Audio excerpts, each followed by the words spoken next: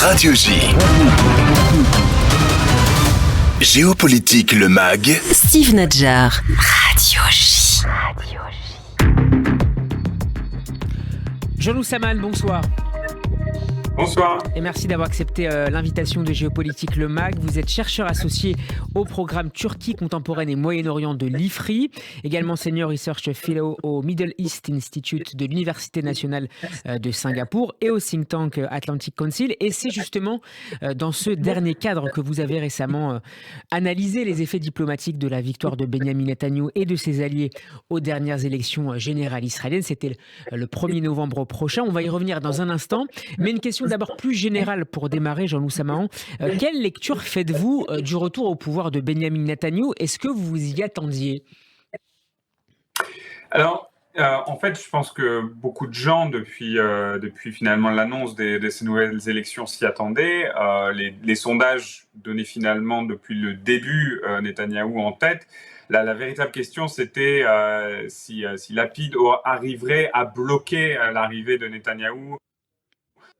Été assez forte. En tête, mais sans majorité absolue. C'était la grande question et l'enjeu. Voilà, et je pense que la véritable surprise et le véritable enjeu maintenant de ces élections, c'est qu'on a les religieux sionistes qui représentent la troisième force politique dans le pays, et dans quelle mesure, et là on va le savoir probablement avec plus de détails dans les jours qui viennent, avec les réunions qui sont en cours, dans quelle mesure le gouvernement que va mettre en place Netanyahou va refléter cette nouvelle force politique. Alors, est-ce que vous parleriez, comme le fait l'Atlantic Council dans son introduction à cette analyse qui réunit plusieurs experts dans un panel, d'un nouveau Bibi, d'un nouveau Benyamin Netanyahou, au regard justement de la composition attendue de son futur gouvernement qui sera très marqué à droite, très vraisemblablement ? Alors, ce qui est certain, c'est que l'optique, ou en tout cas les résultats, donnent l'impression que Bibi est dans cette situation un petit peu la seule figure d'homme d'État, la seule figure qui presque semblerait raisonnable. Il reste encore à voir comment il va utiliser. Il y a beaucoup de spéculations sur la façon dont il pourrait en fait instrumentaliser cette présence de l'extrême droite pour faire venir dans le gouvernement à un moment ou à un autre des figures comme Benny Gantz qui depuis un certain temps... Le ministre de la Défense sortant. Voilà. Et des figures comme Gantz qui ont dit catégoriquement qu'ils ne voulaient plus retravailler avec Benyamin Netanyahou. Mais là, peut-être que face à la gravité des résultats, face à la perception qu'un gouvernement où il y aurait une extrême droite aussi forte pourrait nuire à la fois en interne à Israël, mais également en externe sur l'image du pays, peut-être que Netanyahou va se servir de cela pour faire venir à lui des figures plus centristes comme Benny Gantz ou d'autres. De ce que vous en savez, est-ce que certaines capitales, et je pense en particulier à Washington, poussent justement pour, à la fois Benyamin Netanyahou, mais aussi en l'occurrence Benny Gantz, pour que cette voie plus modérée soit intégrée au futur gouvernement israélien ? Alors, il y a eu effectivement au cours des dernières semaines, avant même les élections et encore plus depuis l'annonce des résultats, des déclarations plus ou moins officielles des dirigeants en Europe ou aux États-Unis mettant en garde contre la présence de figures trop extrémistes dans le gouvernement Netanyahou. Du côté des États-Unis, c'était un peu compliqué parce qu'il y avait de toute façon les élections de mi-mandat qui monopolisait l'attention de l'administration Biden. Et aussi, on a vu Netanyahou très rapidement balayer les déclarations en disant qu'Israël était une démocratie et qu'elle n'aurait pas à se plier à des desiderata des pays occidentaux en matière de nomination dans le gouvernement. Même si je crois, et vous me corrigerez Jean-Loup Saman, que Denis Ross a notamment contacté Benyamin Netanyahou, en tout cas son entourage, pour essayer déjà d'évaluer ce qui était en cours de préparation, ou peut-être de mettre un peu de pression sur le futur Premier ministre israélien. C'est bien ça ? Oui, ça fait partie de tous les messages qui sont envoyés à la fois par des figures officielles, mais aussi des figures, disons, plus centrales de l'establishment, comme Ross. Et d'une certaine façon, c'est à ses limites, parce qu'encore une fois, Netanyahou va probablement plus, dans un premier temps, faire attention à la tactique en interne vis-à-vis de la classe politique israélienne, avant de regarder ce qui est le mieux vis-à-vis des États-Unis ou des alliés en Europe. Alors, on évoque en Israël, en tout cas, la possibilité que ça soit le dernier mandat de Benjamin Netanyahou. Certains s'interrogent sur sa volonté de marquer l'histoire à travers ces dernières années d'action. Est-ce que, d'une certaine manière, vous considérez qu'il est peut-être aujourd'hui à la fois lassé et un peu froid vis-à-vis des pressions, notamment américaines, à contrario de ce qui a pu être le cas dans les premières années de son exercice du pouvoir, dans les années 90 et puis à la fin des années 2000? Ce qui est certain, c'est que la situation aujourd'hui est très différente, dans le sens où on a aux États-Unis une administration démocrate qui, pour une bonne partie, était déjà présente à l'époque d'Obama et qui a, pour certains membres de cette équipe, travaillé déjà avec Netanyahou. Sauf qu'à l'époque, Netanyahou était encore finalement assez jeune Premier ministre, puisqu'il était revenu aux affaires à la fin des années 2000. Et donc là, on est dans une situation où Netanyahou est finalement le Premier ministre ancien qui a une longévité historique à la fois en Israël, mais aussi vis-à-vis de l'administration américaine qu'il peut juger comme simplement de passage, surtout que les midterms étant passés, maintenant, on va probablement très rapidement se tourner vers une présidentielle américaine qui, là aussi, risque de fragiliser toute crédibilité, toute force de la parole de la Maison-Blanche vis-à-vis de Netanyahou. Et on va y revenir dans un instant. Avant cela, est-ce que les médias outre-Atlantique qui ont relayé avec beaucoup d'intérêt depuis 30 ans à la fois l'ascension et les revers de Benjamin Netanyahou, et je crois d'ailleurs qu'une série de Netflix est en cours de préparation autour de la vie de Benjamin Netanyahou, est-ce que ces médias américains ont été ces derniers jours particulièrement justement attentifs et sévères peut-être même face à la nouvelle cartographie politique israélienne ? Oui, ça a effectivement frappé, voire choqué la presse américaine. Après, le problème est que, comme pour beaucoup d'élections, pas seulement en Israël, mais en Europe et ailleurs, la lecture des médias américains est souvent une lecture influencée par les propres considérations internes. C'est-à-dire que pour beaucoup aux États-Unis, Netanyahou est résumé à une sorte de Trump israélien. Et bien évidemment, c'est un raccourci. Et le problème est que pour, par exemple, une partie de la presse américaine, je pense au New York Times ou à d'autres, le retour de Netanyahou, c'est un peu comme la peur des libéraux américains de voir un retour du Parti républicain de Trump. Est-ce que c'est la conséquence aussi de... Oui, pardon, allez-y, je vous en prie.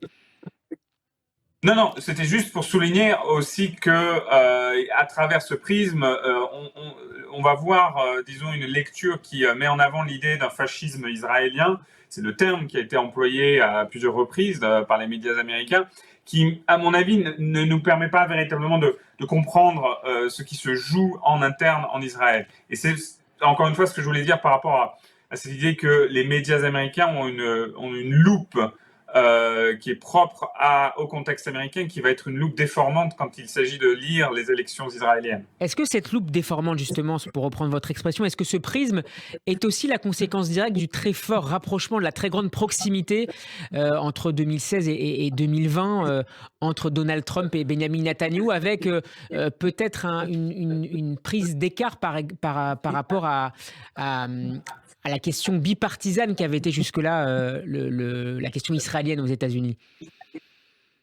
Tout à fait, et on le voit notamment chez les démocrates. Il y a plusieurs souvenirs encore douloureux. Le fait que Netanyahou avait ouvertement, durant l'administration Obama, joué la carte des républicains contre les démocrates. On se souvient lorsqu'il était allé au Congrès pour faire un discours à l'invitation des républicains contre l'administration Obama au moment de l'accord nucléaire avec l'Iran. Et Biden là avait aussi, refusé, je crois, d'y assister. Voilà. Et ce qui est par contre à noter, puisque vous me parlez de Biden, c'est que lors de sa visite en Israël, il a tenu à rencontrer Netanyahou, il a tenu à donner l'illusion, en tout cas à prétendre avoir une amitié forte avec Netanyahou. On peut douter de cette amitié compte tenu de l'historique entre les deux, mais c'était là, à mon avis, l'idée du côté de Biden et plus généralement de son administration d'anticiper ce qui est en train de se passer, à savoir de devoir par la force retravailler avec Netanyahou, parce que il va bien falloir trouver un nouveau mode de travail entre les deux leaders. Et on va voir probablement très rapidement les deux pays sur des sujets probablement extrêmement importants, en particulier la question de l'accord nucléaire iranien. Alors, vous évoquiez à l'instant les relations personnelles. On sait que les deux hommes se connaissent depuis les années 80. À l'époque, Benyamin Netanyahou était ambassadeur d'Israël aux Nations Unies. Aujourd'hui, quel est l'état de cette relation personnelle? On sait, et on a remarqué le temps assez long pris par Joe Biden pour féliciter par téléphone Benyamin Netanyahou, 4 jours après l'annonce officielle des résultats définitifs en Israël. Comment ça se passe concrètement entre les deux sur un plan purement personnel, indépendamment des questions politiques et diplomatiques? Alors, sur le plan personnel, ça va être difficile de dire, mais si l'on se fie à l'expérience des années précédentes, et notamment lorsque Biden était vice-président sous Obama, on se souvient quand même que lors de la visite de Biden en Israël, il avait été accueilli par Netanyahou, et le même jour où Biden demandait une nouvelle relance des processus de paix avec les Palestiniens, le gouvernement avait annoncé des nouvelles colonies du côté de Jérusalem, de la partie Est. Et donc c'était gardé comme un véritable affront pour Biden et son entourage. Et ça, à mon avis, c'est un épisode qui reste important dans la mémoire de la Maison-Blanche actuelle.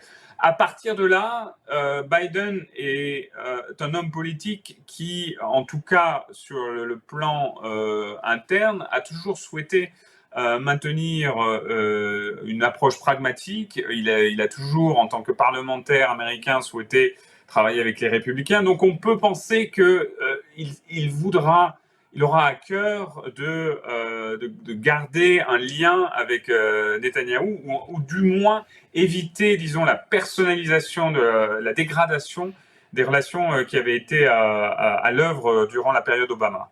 Le dossier le plus urgent, le dossier le plus sensible, c'est toujours le programme nucléaire iranien, alors que les négociations patinent et qu'on n'en voit pas véritablement d'issue à court terme.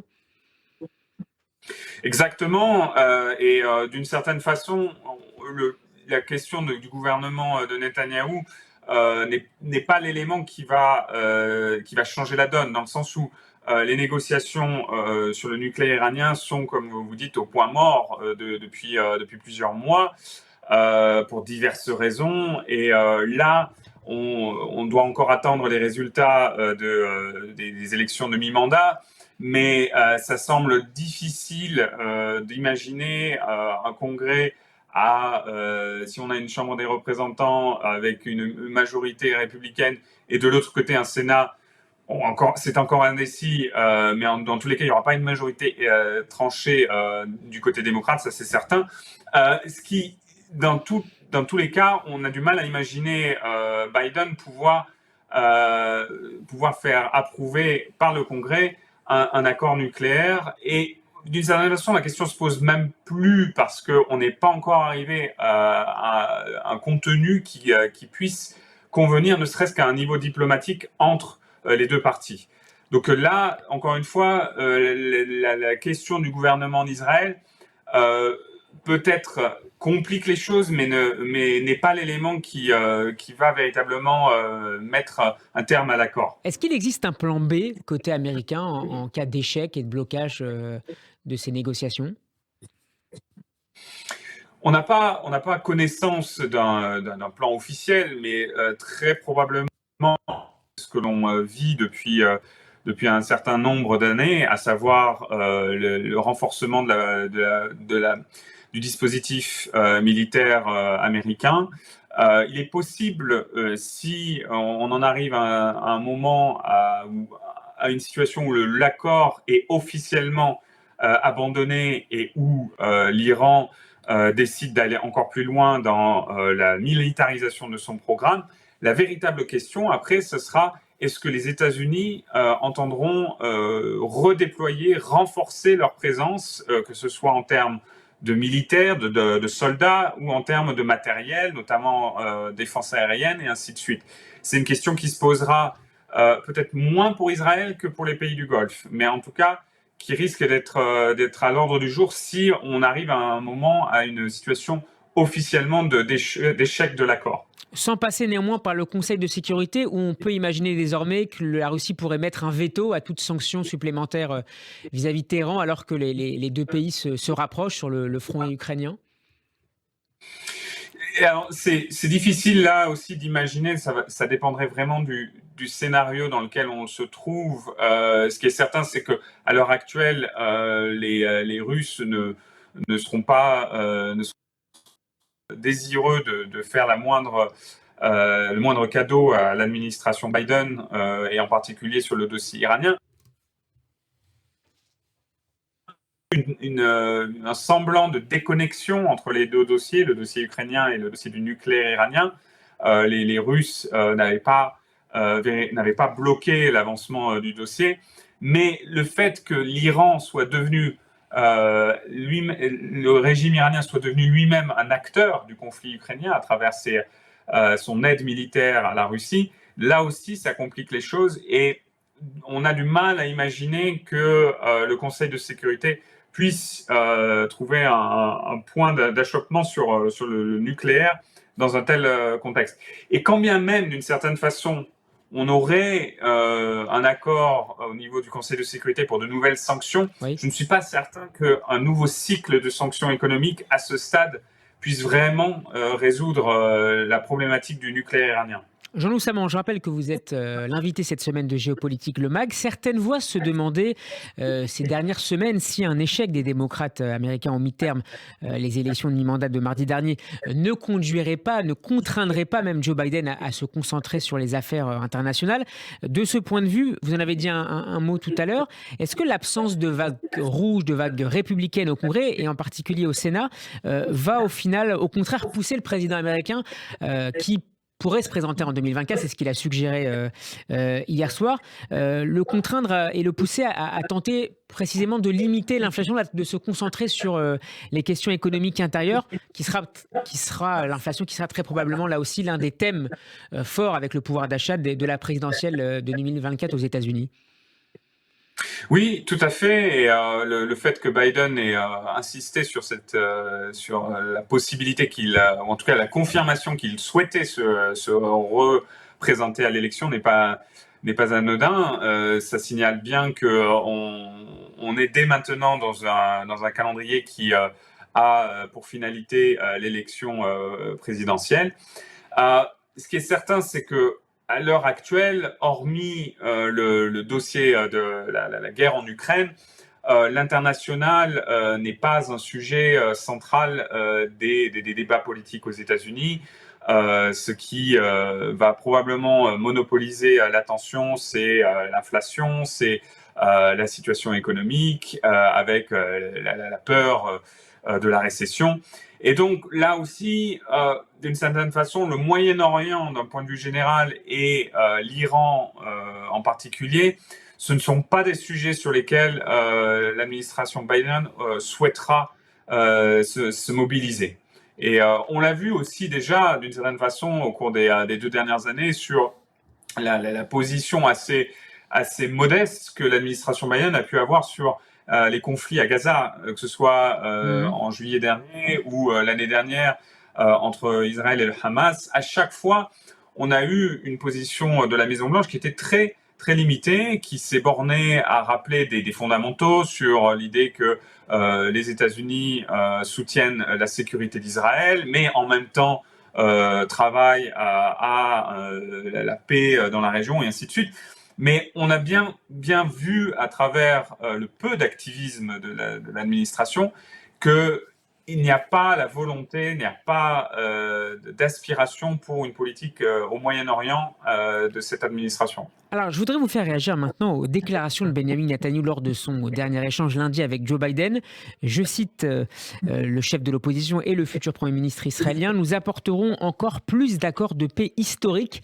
C'est à portée de main. » Avant de se pencher avec vous, Jean-Loup Saman, sur la manière dont le monde arabo-musulman, et notamment les signataires des accords d'Abraham, regardent la perspective d'un gouvernement de droite en Israël, une question d'abord sur les ambitions américaines en la matière. Est-ce que l'administration Biden ambitionne de faire avancer, d'encourager même certaines capitales du Moyen-Orient, du Maghreb à se rapprocher d'Israël dans les 2 années à venir?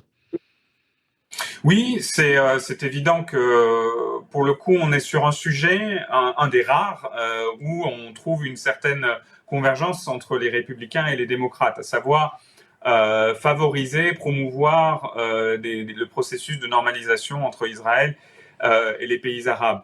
Et on l'a vu, l'administration Biden sur ce dossier a travaillé dans la continuité de la présidence Trump, que ce soit sur la coopération militaire entre Israël, les Émirats arabes unis, le Bahreïn, mais aussi un niveau diplomatique par la présence américaine au sommet du Negev qui était organisé un peu plus tôt cette année en Israël.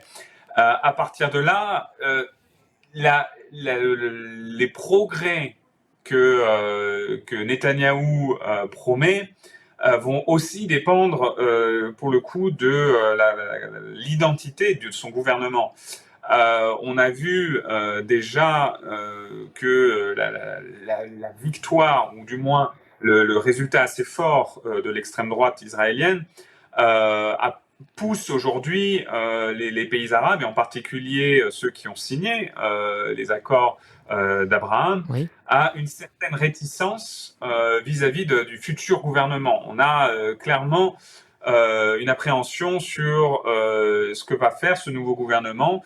Et si on imagine par exemple, je ne sais pas, une situation où certains membres du gouvernement militent pour l'annexion en bonne et due forme de la Cisjordanie, là on aurait une situation, à mon avis, qui poserait un véritable problème avec les pays du Golfe et qui mettrait également de facto l'administration Biden dans une situation impossible. Et vous rappelez d'ailleurs dans votre note que je citais tout à l'heure pour The Atlantic Council que les projets d'annexion d'une partie de la Judée-Samarie avaient été finalement abandonnés par Benjamin Netanyahu en 2020, justement pour ne pas empêcher la signature de ces accords d'Abraham.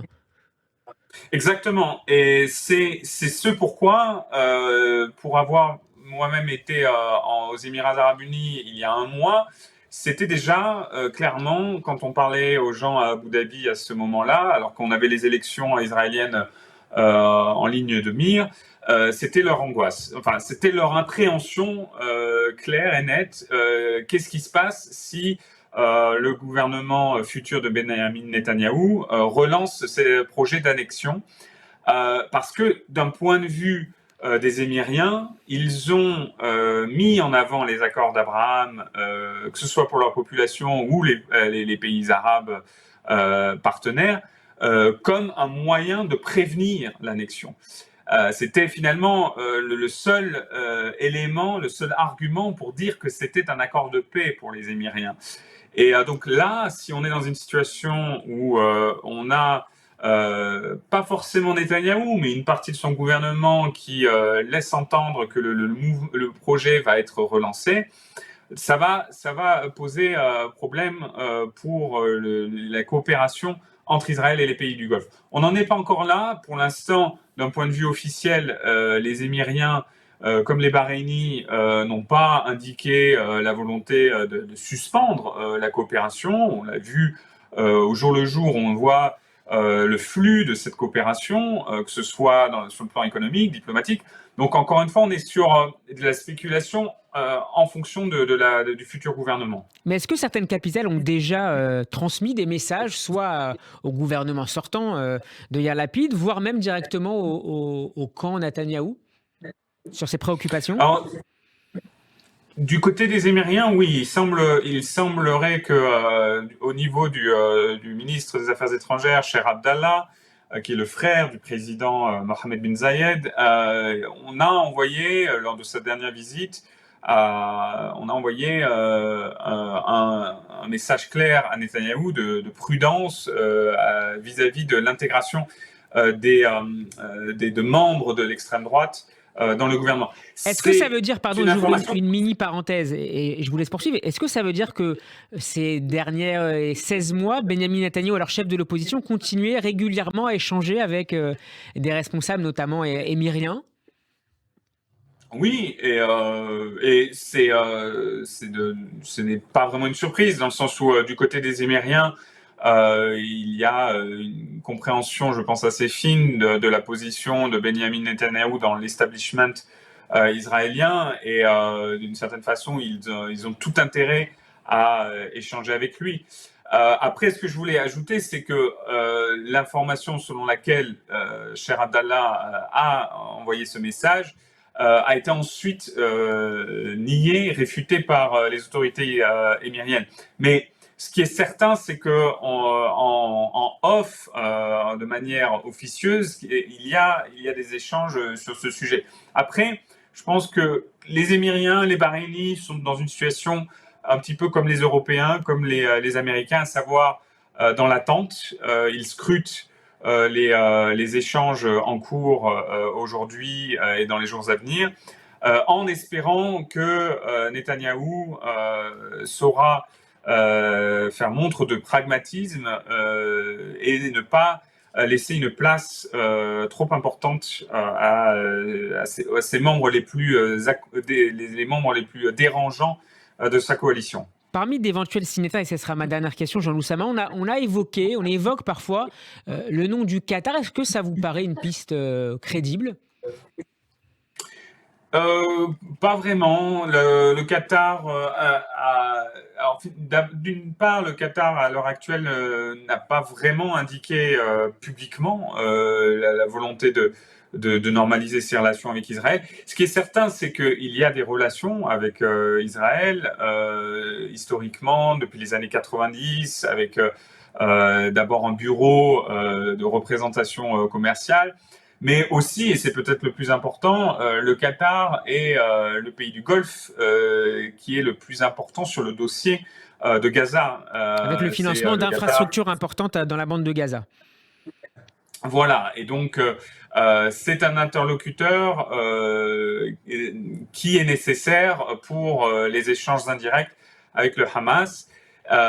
Mais à partir de là, pour l'instant, si on se fie aux médias qataris et en particulier Al Jazeera, il n'y a pas vraiment d'indicateurs qui vont dans le sens d'une normalisation avec Israël. Après, comme on l'a vu sur d'autres pays, ça peut aller très vite et c'est de l'ordre aussi de la diplomatie, non pas clandestine mais discrète.